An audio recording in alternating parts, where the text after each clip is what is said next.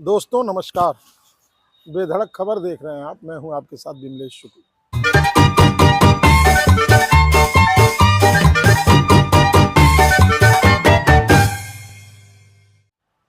मुगलों ने भारत पर आक्रमण किया और इस आक्रमण के साथ बहुत सारी अपनी निशानियां भी छोड़ दी।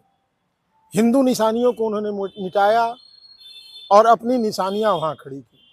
हालांकि मुगल तो देश से चले गए, लेकिन बचा हुआ जो हमारा हिस्सा रह गया, जो हम रह गए, हमारे बीच में इस तरह से उन लोगों ने खाइयां पाट दी, इस तरह के प्रतीक खड़े कर दिए कि जो आज भी हमारे लिए संकट है।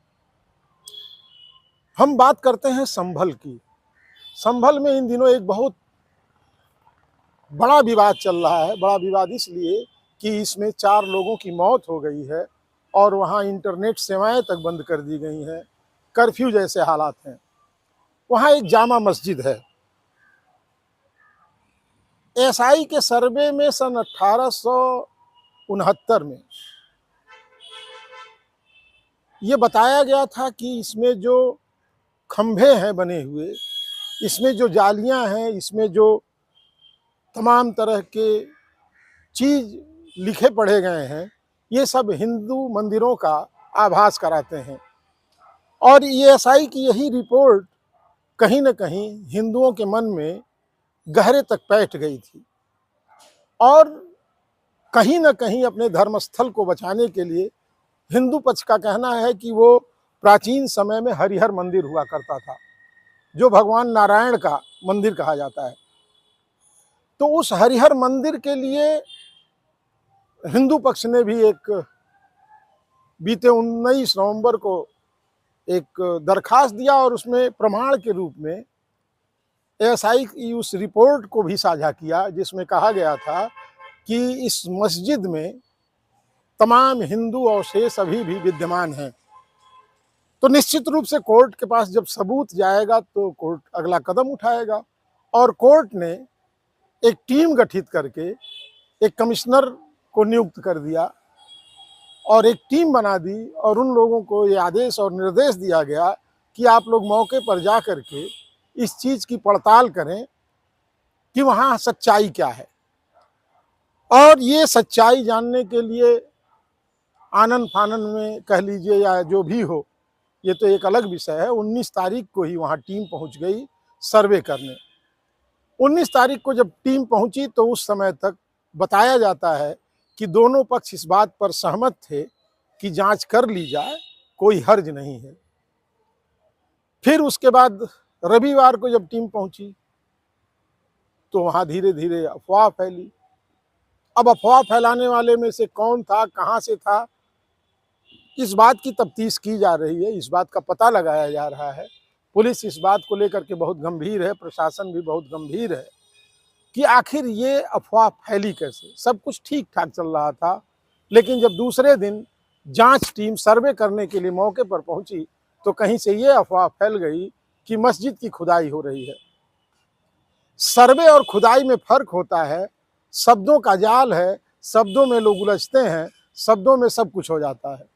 और ये खुदाई की बात वहाँ के लोगों को और कुछ पहले से तैयार लोग जो चाहते थे कि ऐसा ना हो, उन लोगों ने वहाँ बवाल कर दिया।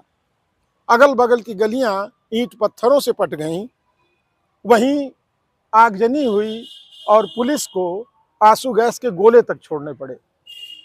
इस पूरे वारदात में कलेक्टर का भी पैर टूट गया और पुलिस वालों में भी एक पुलिस वाले की मौत हो गई, जबकि 3 अन्य लोग काल कौलित हो गए। कुल मिलाकर के 4 लोग इस हिंसा में मारे गए। हिंसा इसलिए कि जब दोनों तरफ से, हालांकि इसमें हिंदू पक्ष के लोग कम थे, इसलिए एक पक्ष विशेष के ही 3 लोगों की जान चली गई।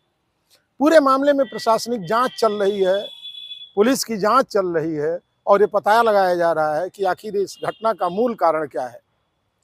घटने का मूल कारण क्या है, ये पता लगाने में पुलिस प्रशासन के हाथ पांव भी फूल रहे हैं, क्योंकि ये इधर एक नए तरीके की ये घटना है जिसमें दोनों पक्ष सहमत हुए और जब काम शुरू हुआ, सर्वे का काम शुरू हुआ, तो अफवाह फैलाने के बाद इसे हिंसक कर दिया गया, भीड़ उग्र हो गई और वहाँ तक पहुँच गई।